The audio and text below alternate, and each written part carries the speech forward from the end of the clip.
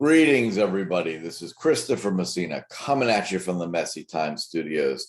Today, October 28th, 2021, we have a very special guest. We've got Allan Chemnitz here, who is the president of Innovation South Greenland, who has taken time out of his insanely busy schedule to speak with us about the developments in South Greenland, Greenland overall. Greenland, of course, has been in the news a lot more for Americans, at least, ever since President Trump put in a very ill-worded attempt to buy the country, which didn't work very well, but maybe came from a place of good intentions. I can't judge. But anyway, Allan, thank you so much for taking time and welcome to the show. Thanks for having me. It's always a pleasure to meet good friends from USA. And we hope that increases more and more, which it looks Absolutely. Like it's going to. So yeah. I'm just going to leap right in for a lot of our listeners who, not just the United States, but who haven't had the pleasure, as I have, of going to Greenland. Can you tell us a little bit about your role, historically, kind of what the economic base of South Greenland has looked like, what your organization is trying to do, and just in general, sort of the economic outlook and the social development of your region? Well, first of all, Innovation South Greenland is owned by the municipality of South Greenland. It was started 2 years ago. And our goal is to facilitate any kind of business which can take place in South Greenland. And in that sense, we are talking about 4 pillars that we are developing, which is fisheries, food, tourism, and mining.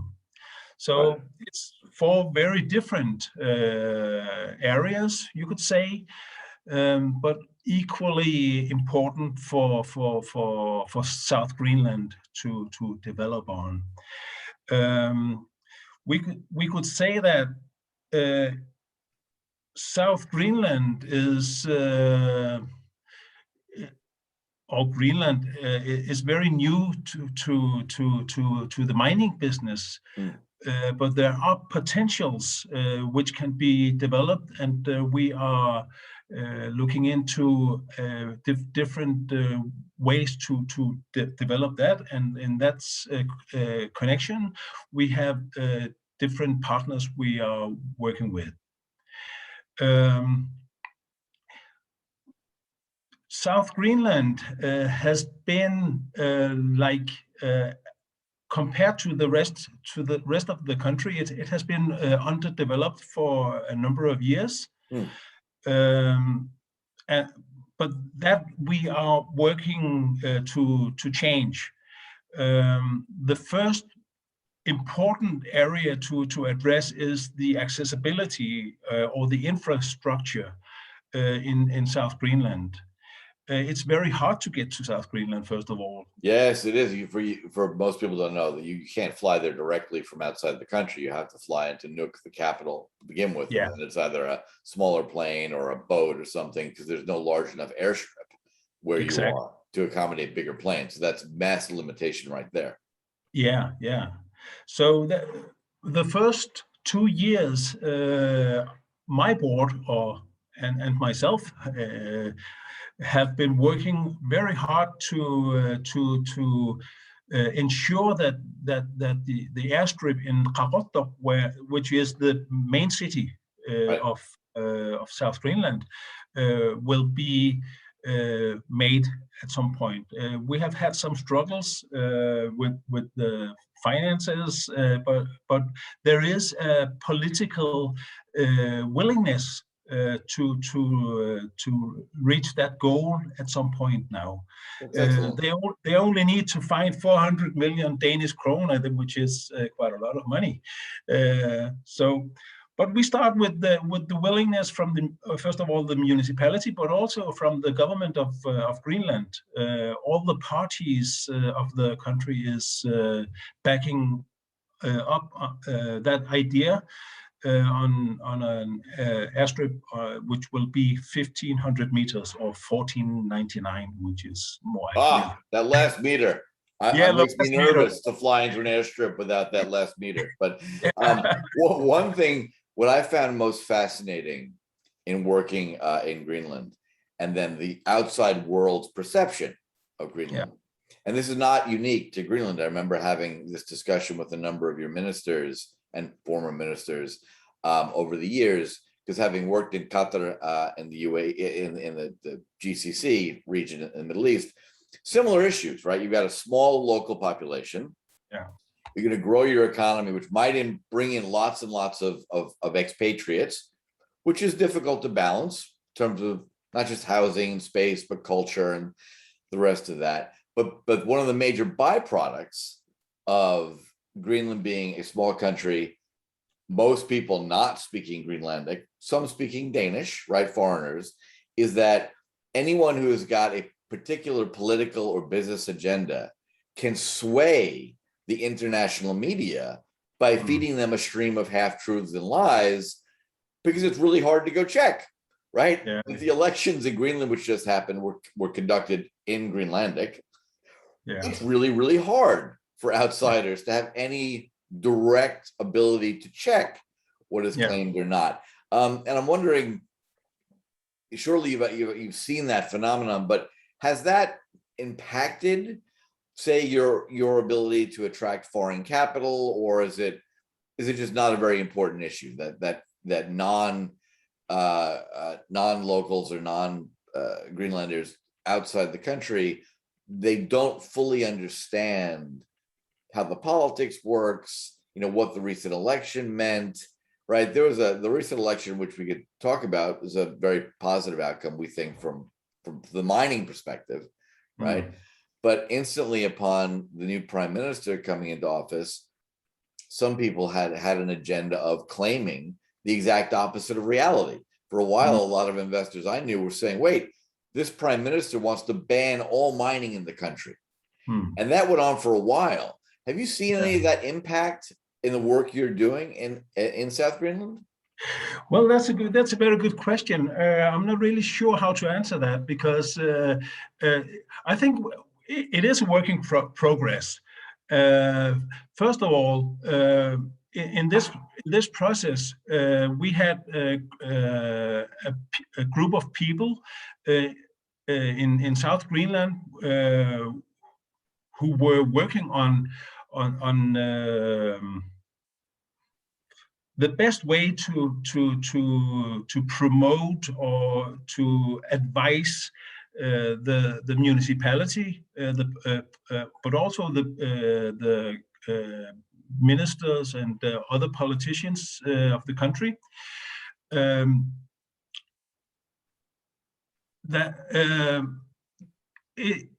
What we found out was that around 70% of people, was not, they were not against mining, and the same goes with the politicians. And the minister you were talking about, he's not against mining. Right. What they were against was the uranium part. Right. So it's very important to state that we are not against mining, and we are working very hard to promote mining in Greenland. Of course, there will always be questions of what do you say? Environmental questions. Oh, of course, and that's fine for all resource. Yeah, that's very natural. It can't be stated enough that we are pro mining. Right. Oh, that is one of the things I found fascinating. Just to reiterate, Greenland is a very, very mining positive, friendly jurisdiction. Having we do mining projects around the world, and Greenland has got a very effective and intelligent mining law. The mines department is a great bunch of folks. I've dealt with them from two different companies, right, on the board of North American Nickel and the strategic advisor to Tanbreeze. So have seen that very rational interaction.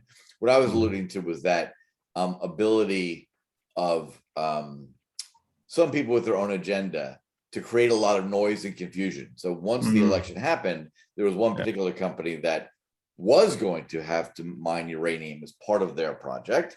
Yeah. And that was, of course, banned. So they took the idea in their heads that if they created a lot of noise in the international media, that in fact it wasn't just uranium mining, it was all mining is going to be banned. That might benefit them in some way. It didn't, but it did cause a lot of confusion. I was speaking to a lot of investors in America and Europe who were confused. They said, what do you mean? I thought Greenland has this very advanced pro-mining developmental stance. Wait, they just reversed course? I had hours on the phone telling people, no, not at all. Everything's perfectly fine. You're being lied to. So that's not news anywhere, right? People are always going to try to push their own agenda. And what are you seeing as the most immediate? So aside from mining, you got tourism, which of course is impacted by this virus, but hopefully that begins to abate soon. And then fishing and agriculture. Are there any areas that you see as more aggressively ripe for direct foreign investment and rapid growth? Or are they all kind of advancing at the same time in South Greenland? Well, of course, tourism is very interesting, and there's a big focus on tourism. But I see a bigger potential in mining when it goes to. Of course, we have to think in long-term planning, regardless which pillar we are talking about. What I see in fishing, for instance, if we take that, there haven't been large fisheries in South Greenland for years. But what I can see in the future is that there is a potential for seaweed, for instance, growing seaweed. Huge, right? Greenland is very, very big. It's a very big country with very few people. Yes, it's like 56,000 people at the last census, right? Yeah. Yes. Try to, my listeners, you should try to wrap your head around that. It is a huge place, and there are very, very, very few people. There are more people in my hometown here in Florida than there are in the country. But there's a huge opportunity for sea-based agribusinesses, seaweed and the rest. We have very big fjords and many fjords to where we can grow seaweed, which is I don't see a problem when thinking about growing seaweed, for instance, and at the same time having more mines than we have now, because the country is so big. Oh yeah. I know that one of the things that you can certainly make some money on, and Americans and Europeans and others will pay a fortune for, is when I was flying in helicopters over our tenement in west of Greenland for North American Nickel, and I was looking down at these lakes and rivers full of the biggest pike, sturgeon, salmon I've ever seen in my life, and I would pay a lot to be flown in to go fly fishing in those rivers. So I assure you, I assume that's part of the tourism package, that you can get people to come in for 20 grand a pop to fish for 2 days. That must be phenomenal. Just a while ago, I had a meeting with a Greenlandic entrepreneur who is going to promote tourism packages for USA. We talked about the fact that historically Greenland has been very close tied up to Denmark. Yeah. And this also goes to the infrastructure. So if you want to go to Greenland today, you have to go via Copenhagen, or you could also go via Iceland. Yeah. So it's a limited access to. We've got to fix that, because I know when I flew from Florida up to Minneapolis, and then I flew to Reykjavik. And, conceptually, I'm looking at the left side of the plane thinking, can I get out here? But I want to stop there. I'm here already. That will help greatly, because once people begin to understand that, it's a huge space. And it's close. It's a close flight from New York or Quebec, for example. I mean, it's a weekend trip if you go direct without having to stay over in Iceland or stay over in Copenhagen. Yeah, but I feel that Greenland is opening more and more up to the rest of the world. It's of course it's always a process. It's not something that will happen from one day to the other, but the huge interest in Greenland, both politically in terms of geopolitics, but also in terms of business opportunities in mining and so on, makes Greenland and at least the South Greenland very interesting to other people. Over the past 2 months, we had visitors from USA, from Denmark, different kind of foundations who are literally asking, how can we help you developing South Greenland? Right. And of course, we have to take that opportunity and follow up on that to ensure that it doesn't stop at the talk. We have to have actions after that. And that's one of the things I'm working on at Innovation South Greenland, so we can make the wheels turn. Right. And those visitors are, to be clear, both governmental and private investment, right? So it's kind of a blend of both. Because one of the things that most Americans, again, will not think about is one of the geopolitically strategic reasons that Greenland gets so much attention is it's one of very few countries with a coastline on the Arctic Ocean, and the Arctic Sea. So in South Greenland, you've got 12 months a year open sea lanes where you can get to. It's a little chillier than it is in, say, Florida. But once you get above the Arctic Circle, that's also very important because there are very few countries that have a coastline there, and it's becoming more and more geopolitically important. So Greenland's kind of straddling both of those issues.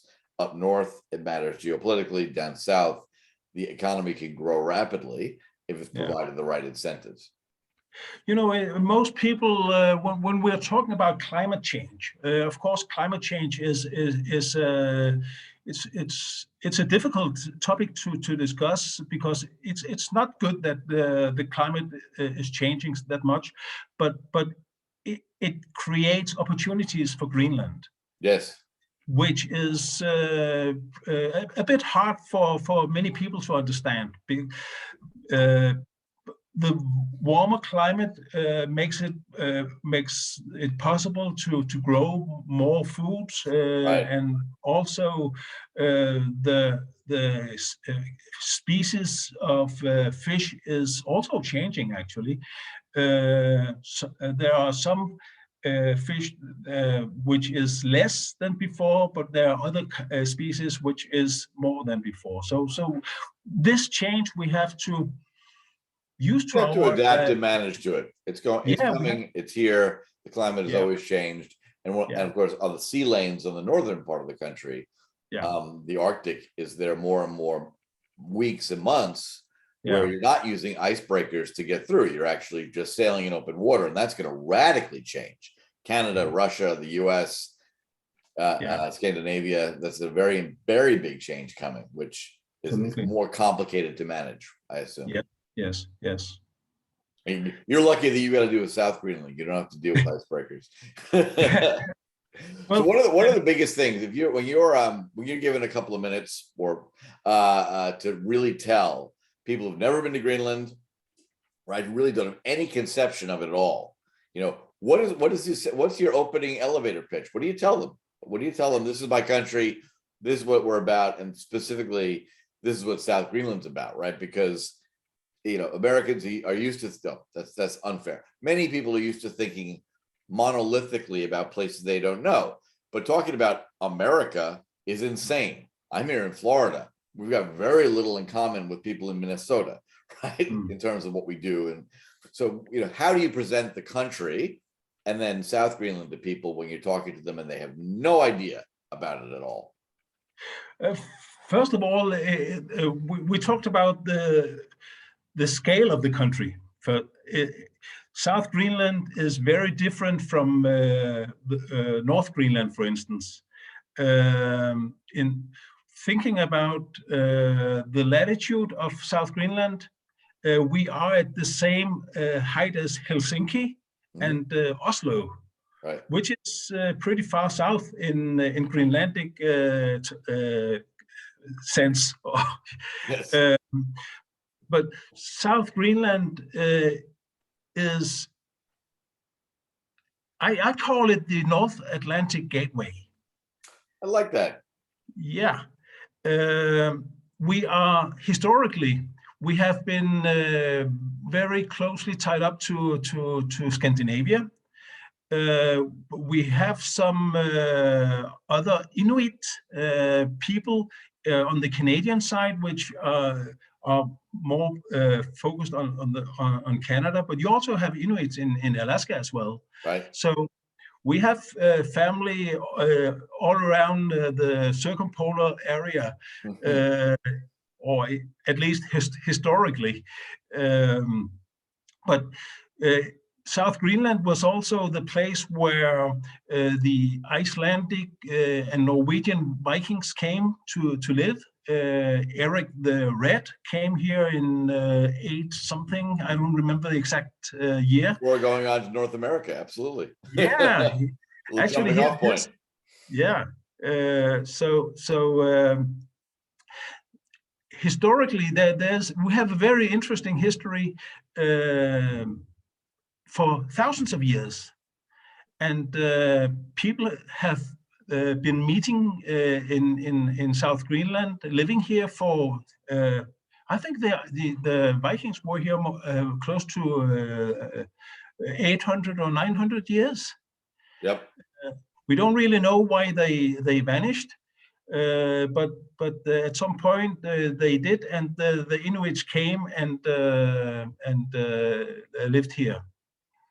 It's interesting. One of as you know, was we are raised capital for mines around the world. When we're talking about Greenland, especially for especially our rare earth project, some of the greatest interest we got were from Alaskan investors, all of Inuit background, right? So that idea of trying to grow the economies in that circumpolar ring, especially where it's going to benefit other Inuit, has been a very compelling and interesting theme that we've heard, right? That it's not that it's a automatic, I'm going to write the check because Inuits are going to benefit, but it is a consideration, right? If I've got the choice to invest in Greenland to grow businesses in South Greenland versus just some other random fish farm in Nova Scotia, I'm probably going to choose Greenland. So that I imagine that's one of the strengths you have when you're out speaking with international capital.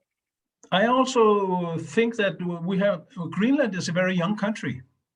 Yeah, tell people about that. Because most people, even people who are kind of knowledgeable, assume that it's still part of Denmark. Could you explain that nuance to people who don't quite know what the status of Greenland's relationship with Denmark is? If we go back to 1721, I think it was, there was a Danish-Norwegian priest or minister who wanted to look for the Norse people, which had disappeared. He actually thought they were still living in Greenland, but what he found was Inuit. And he decided to Christian them instead, and he lived in Greenland for most of his life. Now he's got a great big statue overlooking the harbor in Nuuk.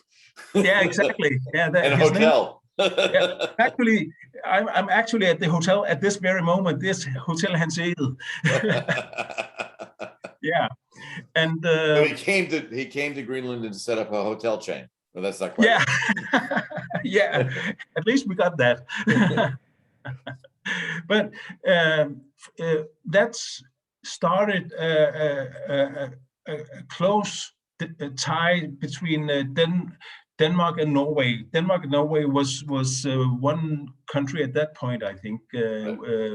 But today it has been a part of the Danish kingdom, but we have a self-rule government. So many of the areas that used to be run from Denmark has been taken to Greenland today. Oh, so that governing process is really migrating away from Denmark to greater autonomy for Greenland. Is there a planned absolute split at some point in the future, or is it? I think it depends on who you're asking. There is a strong movement in Greenland with people who really wants to split from Denmark. But in reality, we are depending on the funding from Denmark. Right. Yeah, so that's one of the reasons why mining is very important, because it can become a key to independence. Right, and that process is part. And luckily, you've got the historical example of watching the United Arab Emirates, Saudi, Qatar. Right, you've got the example of watching a small country, population-wise, have a massively valuable natural resource, right? And how do you manage that well so it creates wealth without creating social distortions, right? If you look at the example of Norway versus Nigeria, for example, oil in abundance, difficult governance, difficult history meant that Norway's got a massive sovereign wealth fund. Of course, oysters now cost $7 a pop in a restaurant, so you gotta weigh that. Or Nigeria that's had issues with dealing with that oil well. So that must be a serious part of every consideration. We know from the mining company side, the international mining capital side, that is front and foremost. It's environmental, it's social. How many locals are you going to hire? I know that the mining industry overall has invested a lot of money in mining education over the years. So there's been a huge amount of work done already. And now you're really poised as a country to stand those mines up, get processing in motion, be able to handle some expatriates, because there will be, statistically, the population is not big enough. Is that, and on that point, I'm very curious, that's kind of a quality problem to have? Like, what happens if 80,000 people want to come here, right? Is that part of the discussions? Or is it so far off that, we'll deal with that when we get here? If 80,000 expatriates want to come work here, we'll deal with that problem then. Does it even come up in discussions, or is it still far off? Not that much, actually. I think that it's very difficult to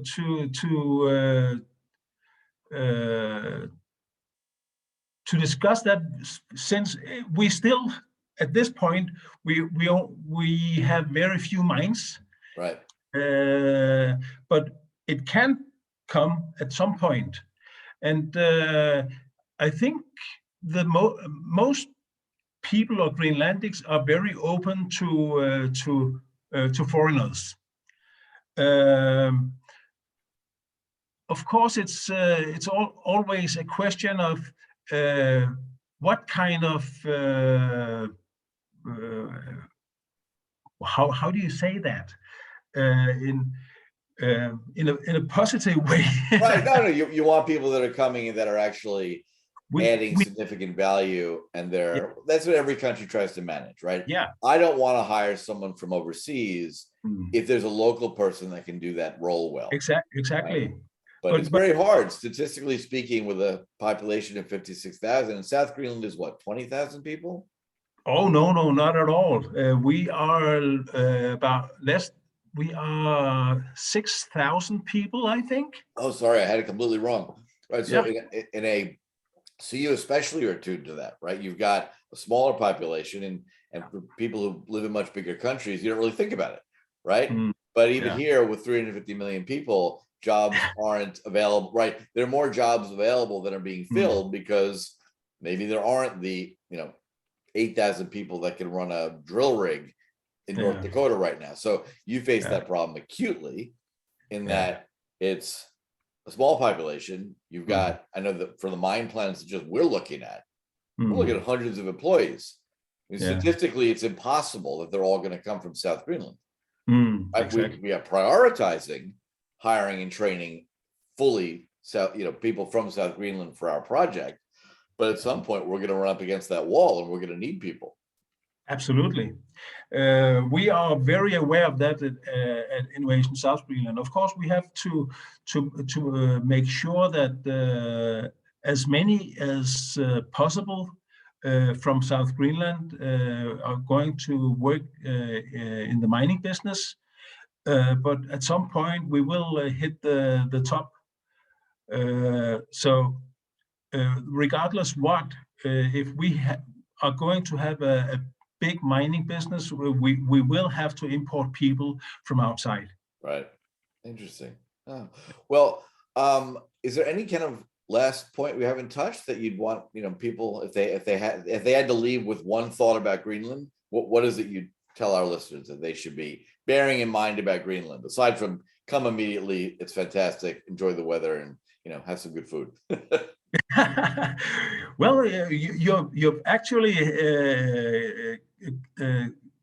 well, food is always interesting to talk about, isn't it? Oh yeah, I have some of the greatest meals ever in Greenland. Yeah. Oh man. We have a fantastic. No pesticides, no chemicals. It's phenomenal. Yeah.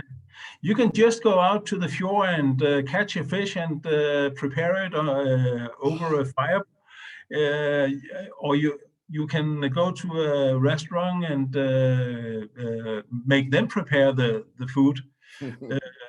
So it's a very big country, like we said before.